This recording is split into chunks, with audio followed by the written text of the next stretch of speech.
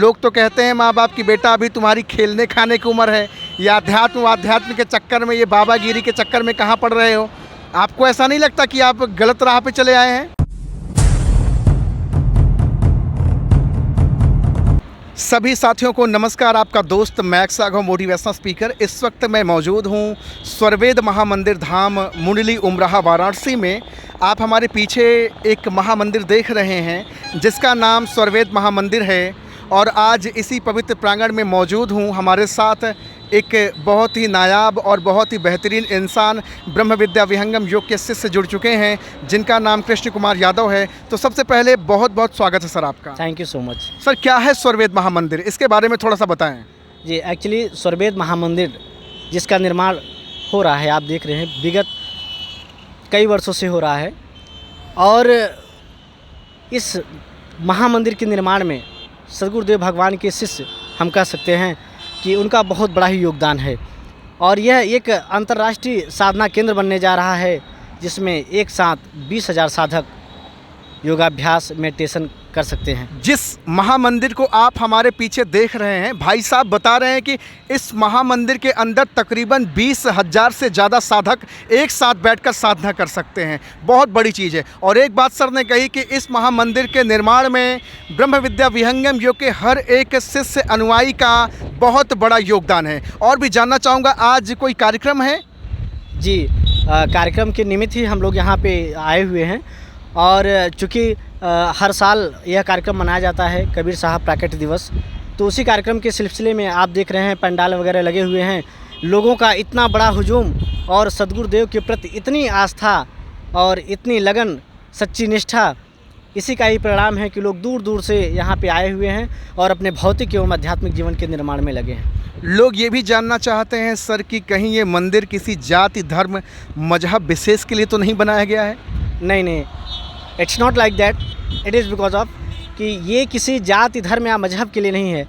इसमें किसी भी जाति धर्म के लोग, हिंदू हो, आई थिंक मुस्लिम हो, सिख, ईसाई, किसी भी धर्म के लोग इस ज्ञान से जुड़ सकते हैं और निरंतर सेवा, सत्संग और साधना के माध्यम से अपने भौतिक एवं आध्यात्मिक जीवन का निर्माण कर सकते हैं। अच्छा, आप आध्यात्म के पथिक हैं, थोड़ा सा सवाल करना चाहूँगा आपसे। क्या वास्तव में जो आध्यात्म है, आज हम आप उस आध्यात्म के पथिक बन पा रहे हैं? एक्चुअली आज अर्थ के पुरुषार्थ में सभी लोग इतने व्याकुल हैं कि अध्यात्म को पूरी तरह से समेट नहीं पा रहे हैं। जबकि पुराने समय में लोगों में जो भाव होता था अध्यात्म के प्रति, वो बहुत ही ज़बरदस्त होता था। लोगों में सच्ची निष्ठा होती थी और अपने कर्म के प्रति परिपूर्ण होते थे। लेकिन आज ऐसा नहीं है, जिसके कारण कहीं ना कहीं भटकाव देखा जा रहा है। कितने समय से आप ब्रह्म विद्या विहंगम योग से जुड़े हैं? एक्चुअली मैं I was 6th standard in 2000। सन 2000 में सर ने ब्रह्म विद्या विहंगम योग के ज्ञान को धारण किया। क्या परिवर्तन जीवन में आया आपके? अगर वैसे देखा जाए तो बहुत सारे परिवर्तन हुए हैं। आध्यात्मिक अनुभूति के साथ साथ भौतिकता में जीवन जीने की जो कला विहंगम योग ने सिखाई है राघव सर, वाकई में वो काबिल तारीफ़ है। सद्गुरुदेव भगवान की कृपा जिस पर भी हो जाए उसका जीवन बदल जाएगा। और आज आप इस पवित्र प्रांगण में हैं, स्वरवेद महामंदिर धाम पर हैं, और आप ये बता भी पा रहे हैं लोगों को कि ये किसी व्यक्ति विशेष या किसी जाति धर्म मत संप्रदाय के लिए नहीं, बल्कि मानव मात्र के कल्याण हेतु इस महामंदिर का निर्माण हो रहा है। मैं आपसे जानना चाहूँगा कि आज लोगों को आप क्या संदेश देना चाहेंगे इस पवित्र नमस्य भूमि से? एक्चुअली मैं ये कहना चाहूँगा कि राघव सर, मानव मात्र का मात्र एक ही उद्देश्य है, भगवत प्राप्ति। और जीवन के इस लक्ष्य को प्राप्त करने के लिए सद्गुरु के शरण में एक न एक दिन जाना होगा। तो मेरे कहने का मतलब है, उस दिन का इंतज़ार क्यों करें? लेकिन लोग तो सीधे भगवान को पकड़ना चाहते हैं, लोग तो सीधे उस ईश्वर को पाना चाहते हैं। सद्गुरु तो कोई खोजना नहीं चाहता, सद्गुरु तो कोई पाना नहीं चाहता। और सबसे बड़ी चीज़ है कि आज तो गुरुओं की बाढ़ आई हुई है। हर कोई कह रहा है, हर कोई अपनी ढपली बजा रहा है कि मैं गुरु हूँ, मैं सदगुरु हूँ, मैं मोक्ष दिलाऊंगा। आखिर कैसे पहचाना जाए कि वो सच्चा सदगुरु कौन है? एक्चुअली देखिए, अगर आज के गुरुओं और सदगुरुओं की बात की जाए तो आई थिंक आज के समय में 10,000 रजिस्टर्ड सदगुरु हैं इस देश में, जो कि अलग अलग धर्म मजहब से के नाम से चल रहे हैं। उनके भी बहुत सारे शिष्य हुआ करते हैं भी। उनकी धारणा उनके प्रति है, उनकी सच्ची निष्ठा है, लेकिन हमें खोज करना है सच्चे सदगुरु की, क्योंकि सच्चे सदगुरु की हमें आवश्यकता है।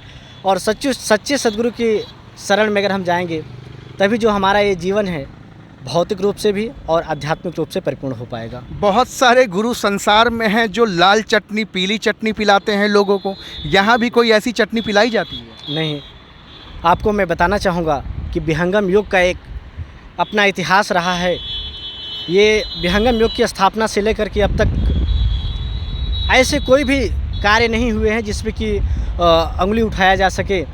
आज लाखों लोग इस ब्रह्म विद्या विहंगम योग से जुड़ करके अपने भौतिक एवं आध्यात्मिक जीवन का निर्माण कर रहे हैं। तो आई थिंक मैं लोगों को एक संदेश क्या मैं लोगों से निवेदन करना चाहता हूँ, एक गुरु जी के छोटा सा साधक होने के नाते, कि अगर आपको अपने जीवन को परिपूर्ण बनाना है और भौतिकता से दूर हो करके भौतिकता में रह करके अपने आध्यात्मिक जीवन का निर्माण करना है तो आप ब्रह्म विद्या विहंगम योग से जुड़े। मन ना रंगाए जोगी कपड़ा, बाल और दाढ़ी बना के बन गया बकरा। क्या वास्तव में यहाँ भी गेरुआ वस्त्र जटा जूट चलता है क्या? नहीं राघव सर, आप ऐसा करेंगे तो आई थिंक ऐसा कहेंगे तो आई थिंक मुझे लगता है कि गेरुआ वस्त्र का मतलब पीला वस्त्र से आपका है, जैसा कि हम लोग भी अभी उस तरह से हैं। ऐसा नहीं है, यहाँ पे दिखावे आडंबर का कोई स्थान नहीं है। यहाँ पे प्रैक्टिकल ज्ञान लोगों को दिखाया जाता है, प्रैक्टिकल साधन करके दिखाया जाता है कि अगर आपके जीवन में परिवर्तन न हो जाए तो फिर आप कहना। सदगुरु एक ऐसी सत्ता है जिससे जो लोग जुड़ते हैं उनके जीवन में परिवर्तन आ जाता है, और मुझे लगता है सर कि जो लोग इससे जुड़ेंगे उनके जीवन में ज़रूर परिवर्तन होगा। यहाँ पर ब्रह्म विद्या विहंगम योग में जो कथाएं चलती हैं, क्या वो कथाएं उसी तरह हैं बाकी समाज में जो गुरु परोस रहे हैं, या फिर इस कथा का आध्यात्मिक से लगाव और गहरा नाता है?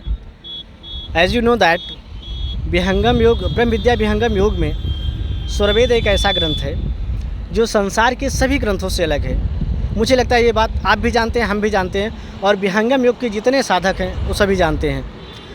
संसार में जितने भी वाह्य आडंबर या पूजा पाठ हो रहे हैं उन सबसे बिल्कुल अलग है।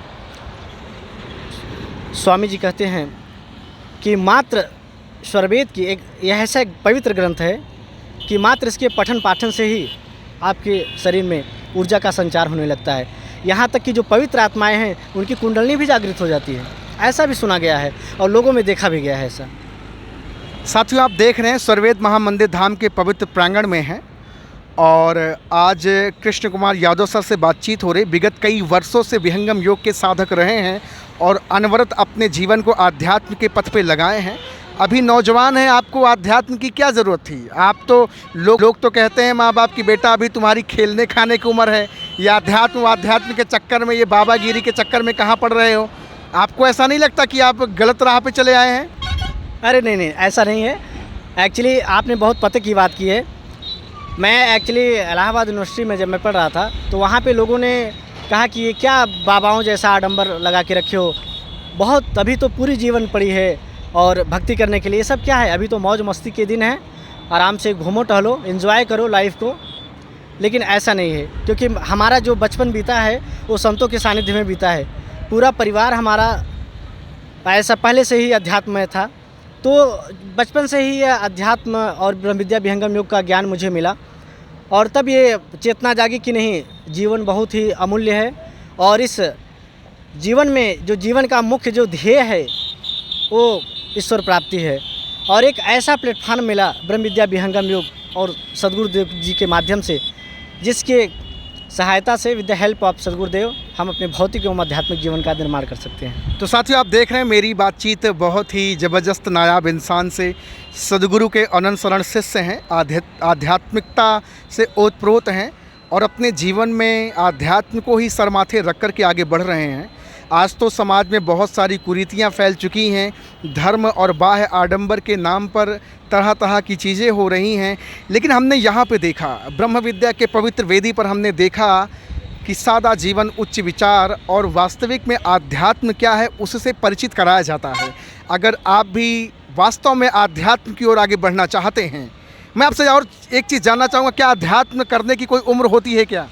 जी नहीं, एक्चुअली आपने बहुत परिवारों में ऐसा भी देखा होगा राघव सर कि बच्चे होश संभालते ही अध्यात्म से जुड़ जाते हैं। उनके घर में पूजा पाठ का जो अध्यात्म का जो समावेश है पहले से ही होता है। तो ऐसा आप नहीं कह सकते कि एक उम्र होनी चाहिए ऐसा पूजा पाठ करने की, क्योंकि आध्यात्मिक जीवन का निर्माण बहुत ही दुर्लभ है इस संसार में। तो मुझे लगता है कि इस तरह से जो भी लोग सोचते हैं या कहते हैं, बिल्कुल पूरी तरह से गलत है और इसकी कोई उम्र नहीं है। और आप अगर बचपन से ही ब्रह्म विद्या विहंगम योग के ज्ञान से जुड़ जाते हैं तो हमें लगता है कि बहुत कुछ सीखने का मौका मिलेगा। तो भैया, इस वक्त मौजूद हूँ स्वर्वेद महामंदिर धाम के पवित्र प्रांगण में, मुंडली उमराहा वाराणसी में, और आज मेरी बातचीत हो रही कृष्ण कुमार यादव सर से।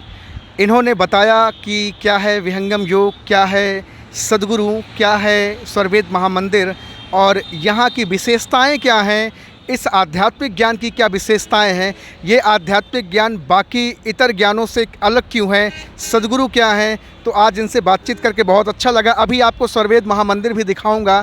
इसके बाहरी परिदृश्य को पिंक सैंडस्टोन से सजाया जा रहा है। कहना चाहूँगा कि अगर आप भी आध्यात्म को जानना चाहते हैं, विहंगम योग को जानना चाहते हैं, ब्रह्म विद्या को जानना चाहते हैं, तो एक बार आप इस पवित्र स्थान पर जरूर आएँ और अपने जीवन का चौमुखी विकास करें। बहुत अच्छा लगा आपसे बातचीत करके। Thank you very much sir. Thank you sir.